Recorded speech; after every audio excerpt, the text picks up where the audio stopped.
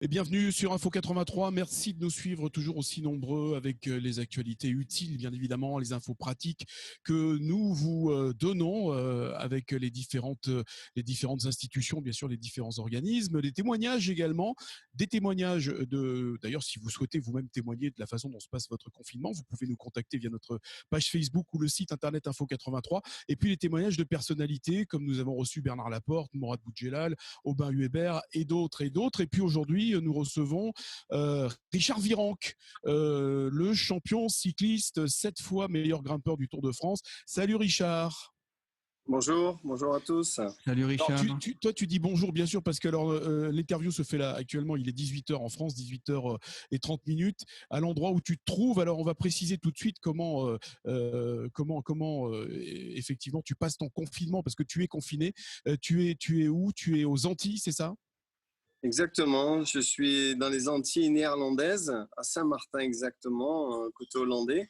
Et bon, pour la petite histoire, depuis 2016, je passe environ 5 mois de l'année, l'hiver en tout cas, sur cet endroit.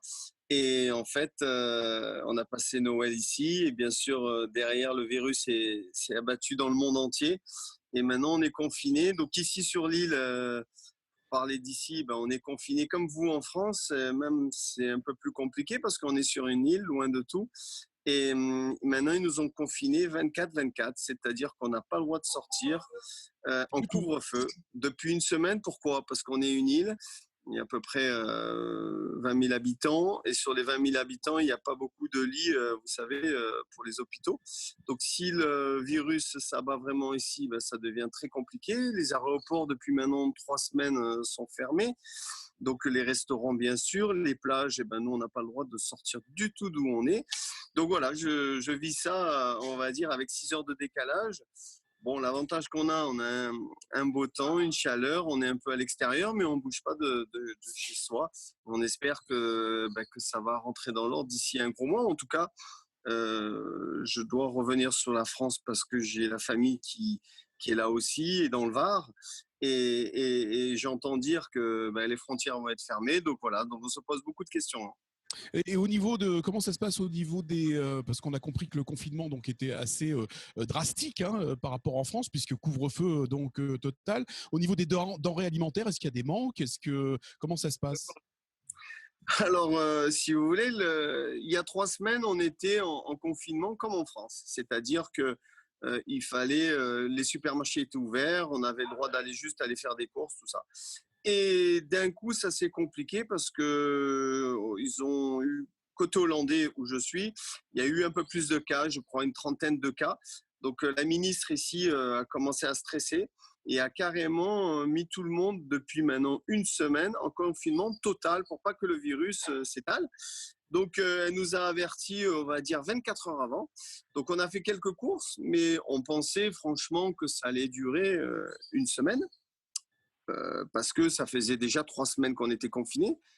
Côté français en face, eux, ils sont confinés comme vous, c'est-à-dire ils ont droit, les supermarchés sont ouverts. Mais nous, de l'autre côté, les frontières sont fermées, ils ont mis des conteneurs, l'armée est là. Donc, écoutez, pour l'instant, on a quelques réserves, mais dans une semaine, l'histoire, elle va commencer à se compliquer. Bon, ça nous fera peut-être du bien physiquement parce qu'on va commencer à maigrir tous, mais il ne faut pas avoir vraiment un autre problème de santé parce que là, aujourd'hui, on est un peu isolé. Écoutez, il faut le prendre du bon côté, mais pour l'instant, ça se passe plutôt bien. Bonjour Richard, Patrick Sartier. Ce qui est paradoxal, c'est que en Hollande, justement, ils n'ont pas de confinement dans le pays. Des Hollandais, Oui. Justement, ce qui est paradoxal, parce que c'est quand même un État Alors, où vous êtes. la différence ici, on est sur une île.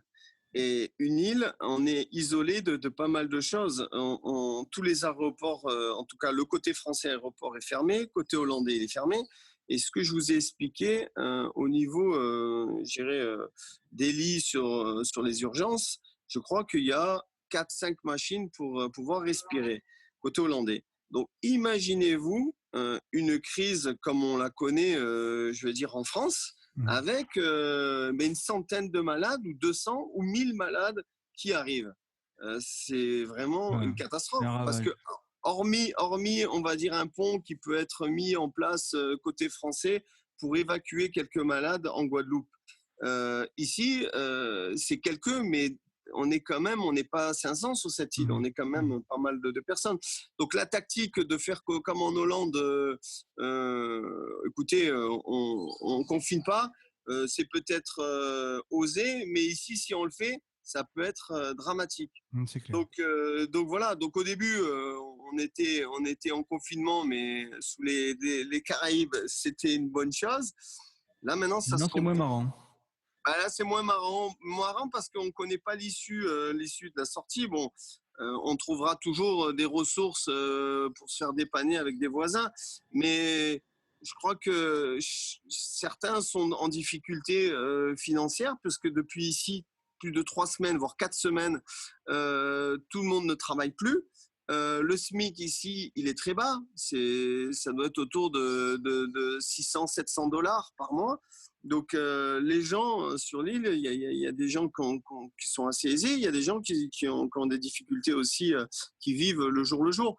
Donc, ça va devenir un problème général dans pas longtemps, mais bon, c'est pas que notre problème, hein. Je crois qu'on est tous dans le même bateau et il faut croiser les doigts pour que ce confinement se relâche un peu. Mais pour l'instant, c'est 24-24 et ça fait déjà une semaine que ça dure.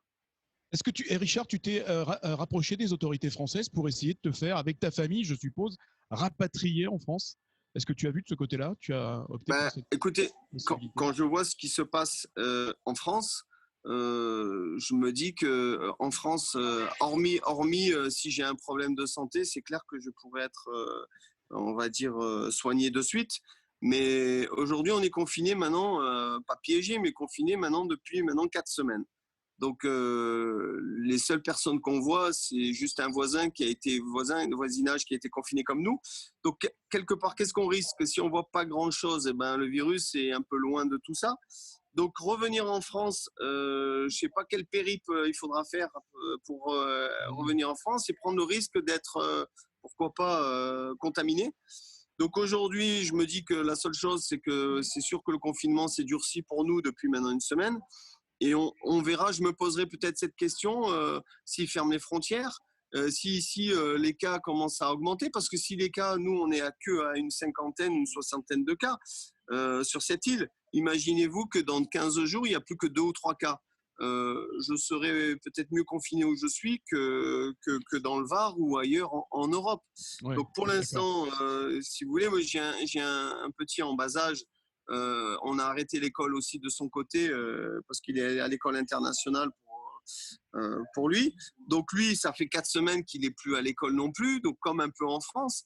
Aujourd'hui, je pense qu'il faut rester où on est, on ne bouge pas et on attend un peu que la tempête se passe. Et on s'occupe comme on peut. Donc pour ceux qui ont des extérieurs, je crois que c'est plus évident. Je plains vraiment pour ceux qui ne peuvent pas sortir. En tout cas, je crois que quand je vois les infos et les contacts que j'ai avec ma famille, je crois que les Varois s'en sortent bien. Je crois que le Var est touché, ouais, c'est mais vrai. pas trop touché par rapport à ce qu'on voit dans le nord de la France ou ailleurs. Mais voilà, donc écoutez, je pense bien à vous.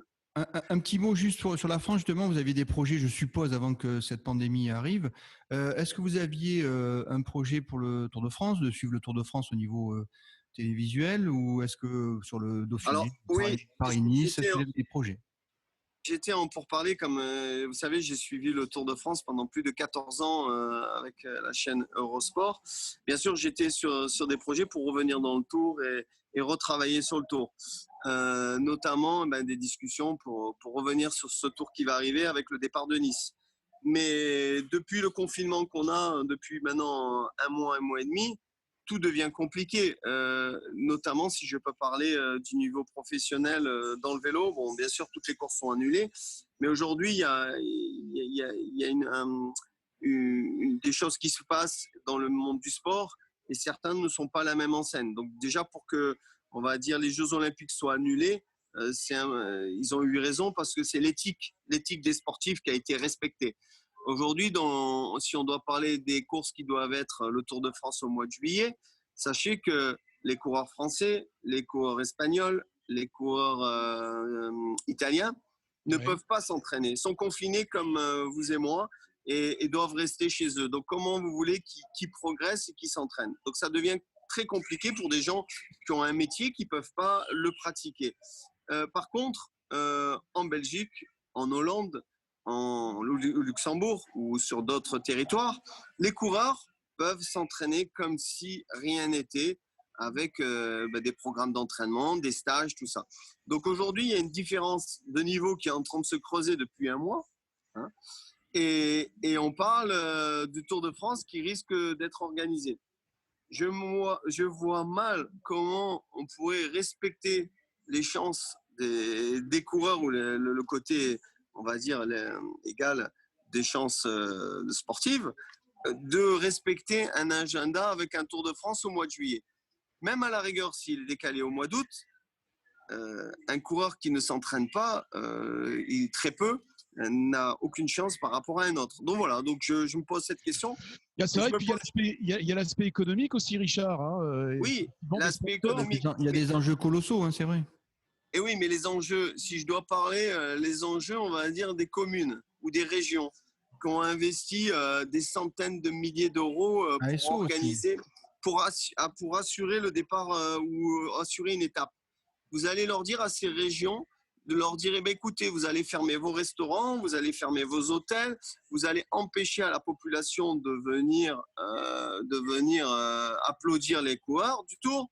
Par contre, ça vous coûte 200, 500 000 euros pour l'année. Vous en pensez quoi? Et puis il y a ASO aussi, non? Il y a pas le groupe ASO. Il y a Amaury Sportif aussi, ASO effectivement, comme le dit Patrick. Et puis même les équipes, les sponsors. Est-ce que les sponsors? Mais les équipes, comment vous voulez qu'une équipe puisse continuer aujourd'hui alors qu'une équipe, elle est généralement internationale avec au moins 5 nationalités, voire 6? Comment voulez-vous qu'aujourd'hui on regroupe les équipes? Donc c'est tout un casse-tête d'autorisation que les coureurs devraient avoir pour une communion quelque part. Ça serait... Donc aujourd'hui, on nous empêche de nous réunir. Donc aujourd'hui, on va organiser une communion européenne. C'est pas européenne le Tour de France, c'est mondial avec des centaines de coureurs qui viennent de tout pays qui ce soit pour qu'ils puissent faire une compétition. À quel but? Vous y croyez pas, vous y croyez pas. Ouais, c'est mal barré. Aujourd'hui, avec ce qui s'abat, on va dire, sur la planète, c'est impossible. Franchement, je vois pas. Et la logique voudrait quoi? Eh ben que tout le monde reste et pense à sa santé et se protège. Et quand ça ira mieux, eh ben on va sortir, le soleil va se lever et il y a des décisions, des choses qui sont prises. Mais toutes les chances seront respectées pour les sportifs. Aujourd'hui, il y a des sportifs qui vont... non, vous êtes contre que le Tour 2020 se déroule? Je suis pas contre, mais moi je suis on va dire supporter numéro 1 des Français. Comment vous voulez qu'un Français aujourd'hui puisse ça a été pour moi le Tour de France un domaine que je connais très bien au niveau préparation, entraînement. Aujourd'hui, on est le mi-avril. Comment vous voulez, si je m'arrête pendant plus d'un mois jusqu'au mois de mai, jusqu'à fin mai, comment vous voulez que je sois performant dans un mois et demi alors que c'est comme si on m'avait mis dans une prison et que certains étaient à l'extérieur de la prison, s'entraînaient comme si tout allait bien. Et voilà, donc l'éthique du coureur, l'éthique aussi des contrôles antidopage. Aujourd'hui, vous savez que les coureurs cyclistes ont signé une charte avec un suivi médical, c'est-à-dire il y a des contrôles qui doivent être effectués toutes les semaines avec des personnes qui se déplacent dans l'Europe entière pour faire des contrôles. Vous croyez qu'aujourd'hui, ces personnes elles se déplacent encore? Qu'est-ce qui se passe? Donc aujourd'hui, tout est arrêté. La planète est arrêtée. Donc c'est clair que je pense pour la...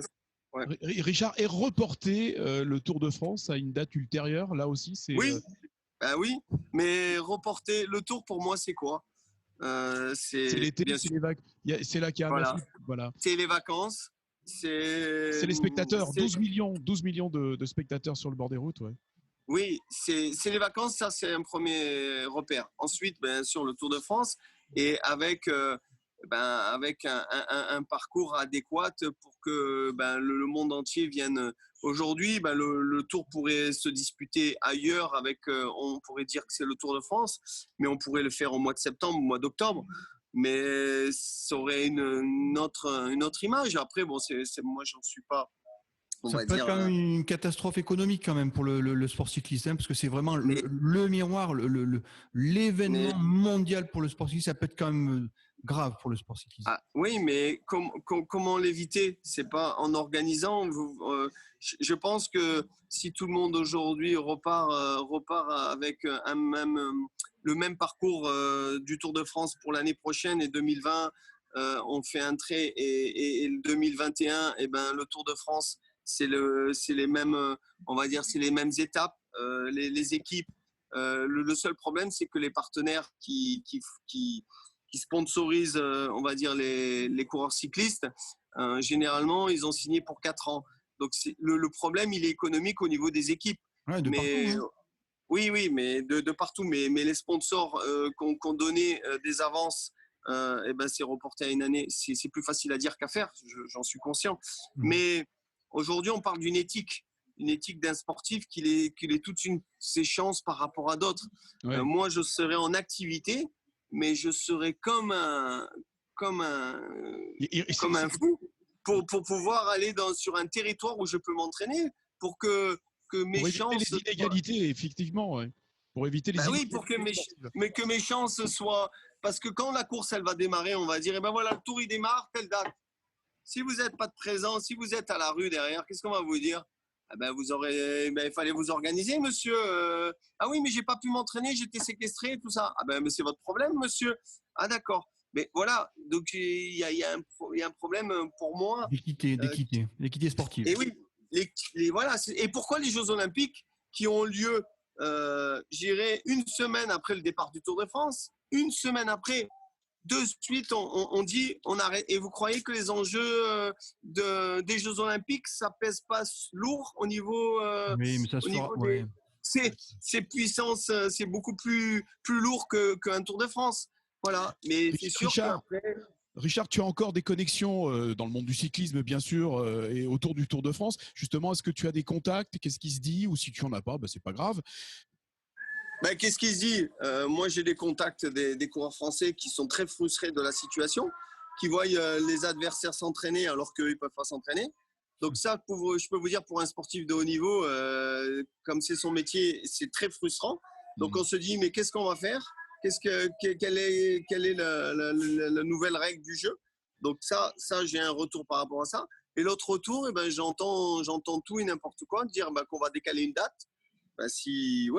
Décaler une date, mais mettre le Tour au mois d'août, ça serait peut-être une solution. Mais est-ce que les coureurs seront assez entraînés, en tout cas pour ceux qui y reviennent? Donc il faudrait peut-être une chose, ceux qui s'entraînent maintenant, les arrêter quand les autres ils vont démarrer, comme ça peut-être ça serait équitable. Un message avant de se quitter, Richard, pour les Toulonnais, les Toulonnaises, les Varois en général, puisque tu es originaire de cette région. De la Londe. Oui, j'ai mes parents, j'ai mes enfants qui résident dans le Var. Un message, écoutez, moi je vois le Var de loin et il est clair que j'espère au mois de juin, au mois de juillet, revenir sur la France pour pouvoir profiter de ma famille qui est dans le Var. Et après, j'ai des obligations. Alors après, économiquement, je ne sais pas comment ça va se passer. Donc, de toute façon, chacun va s'adapter. Chacun va essayer de gérer au mieux cette situation. Mais en tout cas, j'espère revenir dans le Var rapidement avec les cigales. Je pense que les cigales, elles ne seront pas touchées par ce virus et elles chanteront bien à partir du 15 juin, comme d'habitude. Pour vous accueillir dans le Var. Merci beaucoup, Richard Virenque. Merci, et puis, Richard. alors, prends soin de toi et prends soin de ta famille, bien évidemment. Donc, à Saint-Martin, où tu te trouves en confinement. Merci beaucoup. Merci, Richard. Merci à vous. Porte-toi à bien. bientôt. Au revoir.